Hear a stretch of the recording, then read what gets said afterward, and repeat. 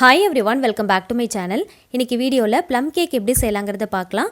இன்னைக்கு oven இல்லாம இந்த கேக் ரெசிபியை நம்ம செய்ய போறோம். அது மட்டும் இல்லங்க, இதுல egg, curd, baking soda, baking powder, condensed milk இந்த மாதிரி எந்த பொருளுமே நம்ம யூஸ் பண்ண போறது கிடையாது. முக்கியமா ஆல்கஹால் யூஸ் பண்ணாம இந்த plum cake ரெசிபியை ரொம்ப ஈஸியான மெத்தட்ல சிம்பிளான ingredients யூஸ் பண்ணி எப்படி வீட்லயே நம்ம prepare பண்ணலாம்ங்கறத இந்த வீடியோ மூலமா தெரிஞ்சுக்கலாம். இந்த ரெசிபியை பார்க்கிறதுக்கு முன்னாடி சேனலை subscribe பண்ணாதவங்க மறக்காம subscribe பண்ணிக்கோங்க. கூடவே இருக்கிற bell பட்டனையும் click பண்ணிக்கோங்க.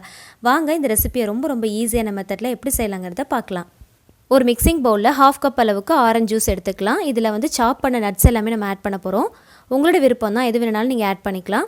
நான் வந்து 1/4 கப் அளவுக்கு பாதாம், முந்திரி, கருப்பு திராட்சை, பச்சை திராட்சை, செர்ரி, டூட்டி ஃப்ரூட்டி இது எல்லாமே நான் ஆட் பண்ணியிருக்கேன். டூட்டி ஃப்ரூட்டி வந்து மிக்ஸ்டு கலர்ஸ் தான் நான் எடுத்திருக்கேன். இது பார்க்குறதுக்கு ப்ளம் கேக் வந்து நல்ல டெக்ஸ்சர் வந்து ரொம்ப நல்லாயிருக்கும். ஸோ அதுக்காக இந்த மாதிரி எடுத்திருக்கேன். ஈவன் இது கூட நீங்கள் வந்து டேட்ஸ், அத்திப்பழம், வால்நட் எது வேணாலும் எடுத்துக்கலாம். உங்களோட விருப்பம் தான். உங்ககிட்ட மெலன் சீட்ஸ் இருந்துச்சுன்னா அது கூட நீங்கள் இது கூட ஆட் பண்ணிக்கலாம். எல்லாத்தையும் சேர்த்துட்டு இந்த மாதிரி நல்லா மிக்ஸ் பண்ணி விட்டுக்கோங்க. அதே மாதிரி நீங்கள் சேர்க்குற எல்லா நட்ஸையுமே நல்லா சாப் பண்ணிட்டு சேர்த்துக்கோங்க. இது அப்படியே வந்து ஒரு 1 மணி நேரத்துக்கு அப்படியே மூடி போட்டு நல்லா ஊற விட்டுறலாம்.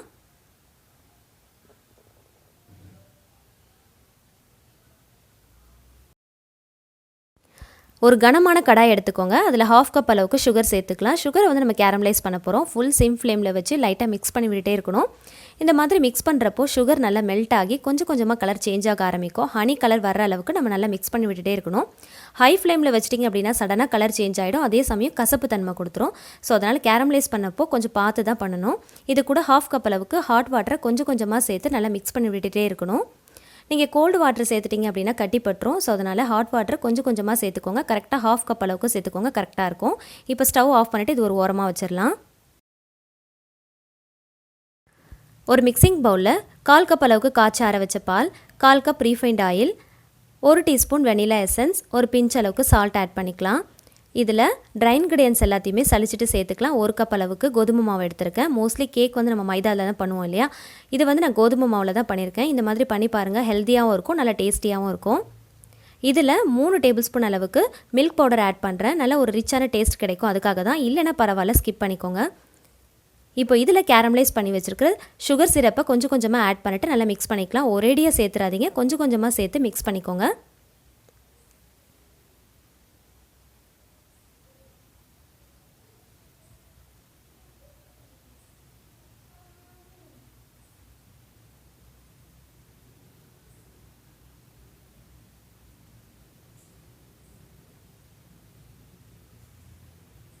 இப்போ ஒரு விஸ்க் வச்சு நல்லா வந்து மிக்ஸ் பண்ணி விட்டுக்கிறேன். கட்டி இல்லாத அளவுக்கு நல்லா மிக்ஸ் பண்ணி எடுத்துக்கோங்க. இப்போ இதில் நம்ம ஊற வச்சுருக்கிற ட்ரை ஃப்ரூட்ஸ் எல்லாத்தையுமே இது கூட சேர்த்துடலாம். 1 மணி நேரமாவது நீங்கள் கண்டிப்பாக ஊற வைக்கணும். இப்போ இது கூட சேர்த்து நல்லா ஒரு தடவை கலந்து விட்டுக்கலாம்.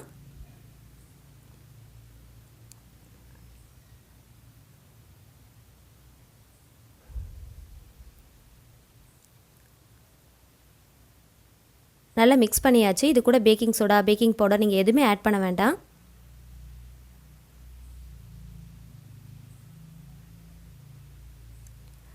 ஒரு 1/2 லெமன் மட்டும் பிழிஞ்சு விட்டுக்கலாம். 1/2 லெமன் சேர்க்கறதுனால நல்லா வந்து கேக் சாஃப்ட் அண்ட் ஸ்பாஞ்சியாக வரும். அதுக்காக தான். ஏன்னா வந்து நம்ம இதில் வந்து பேக்கிங் சோடாவோ பேக்கிங் பவுடரோ ஆட் பண்ணலை, அதனால தான். லைட்டாக ஒரு தடவை இந்த மாதிரி கட் அண்ட் ஃபோல்டட் மெத்தடில் மிக்ஸ் பண்ணி விட்டுக்கோங்க.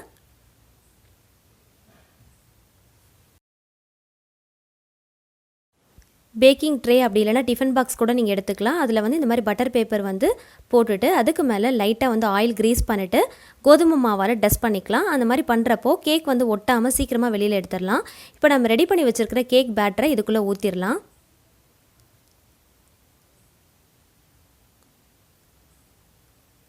ஊற்றிட்டு லைட்டாக வந்து டேப் பண்ணிக்கோங்க. டேப் பண்ணுறதுனால ஏர் பபிள்ஸ் ஏதாவது இருந்துச்சுன்னா ரிமூவ் ஆகிடும்.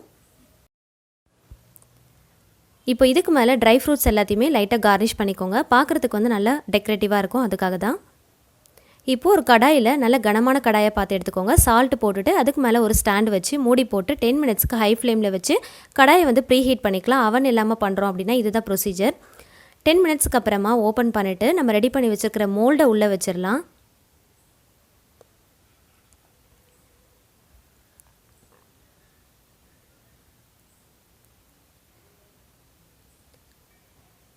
இப்போ மூடி போட்டு ஃபஸ்ட்டு 10 மினிட்ஸுக்கு ஹை ஃப்ளேமில் வச்சு பேக் பண்ணிக்கலாம்.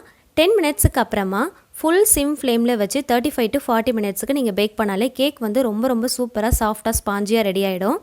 இப்போது கரெக்டாக வந்து எனக்கு 35 மினிட்ஸ் டைம் எடுத்துச்சு. ஒரு டூத் ஸ்டிக் இல்லைனா நைஃப் வச்சு குத்தி செக் பண்ணி பாருங்கள்.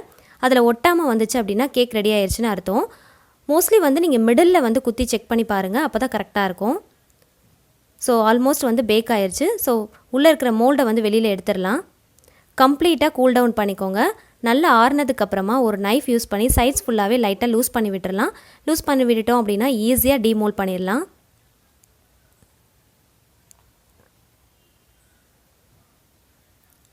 அவ்வளோதான், கேக் ரொம்ப ஈஸியாக வெளியில் வந்துருச்சு. இப்போ இது பட்டர் பேப்பர் எல்லாத்தையுமே ரிமூவ் பண்ணிவிட்டு கட் பண்ணி பார்க்கலாம்.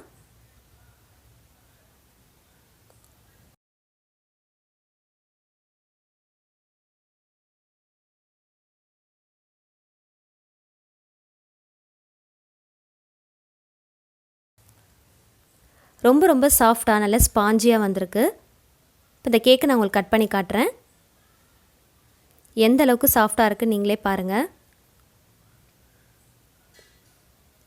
ரொம்ப ஹெல்த்தியான முறையில் இன்றைக்கி இந்த கேக் நம்ம செஞ்சுருக்கோம். ஸோ கண்டிப்பாக இதே மெத்தடில் ட்ரை பண்ணி பாருங்கள். ரொம்ப சூப்பராக வரும்.